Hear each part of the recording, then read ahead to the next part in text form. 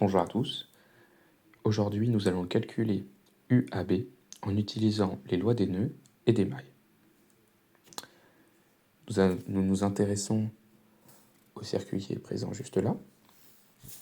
Nous voyons qu'il s'agit d'une source idéale de tension branchée avec deux résistances et ce petit circuit, après ce nœud qui se trouve là, qui part.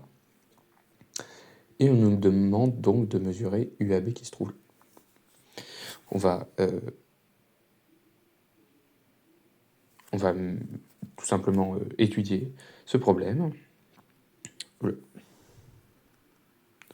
Donc, comme R1 et R2 sont parcourus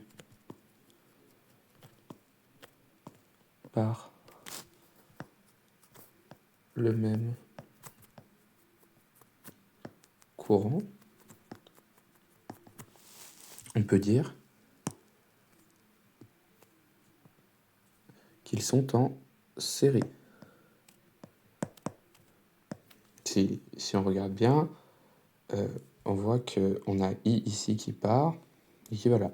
Pourquoi IA ici, il vaut 0? Car on n'a rien de branché à UAB, et qui dit circuit ouvert dit courant nul. Donc on a le R1 et R2 qui sont parcourus par le même courant. Et donc IA est égal 0, car rien n'est branché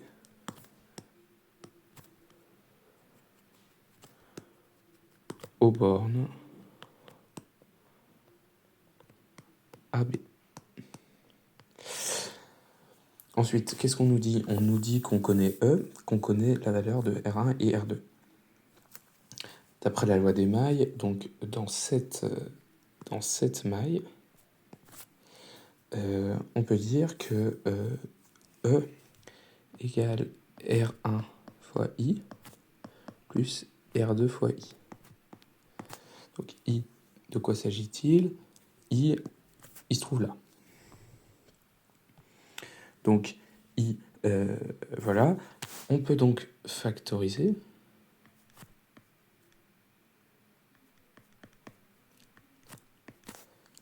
Car R1 et R2 sont en série, donc traversés par le même courant. Et donc après, avec une petite transformation, on a I qui vaut E sur R1 plus R2. D'après la loi des mailles, dans la maille 2, tac, que pouvons-nous dire?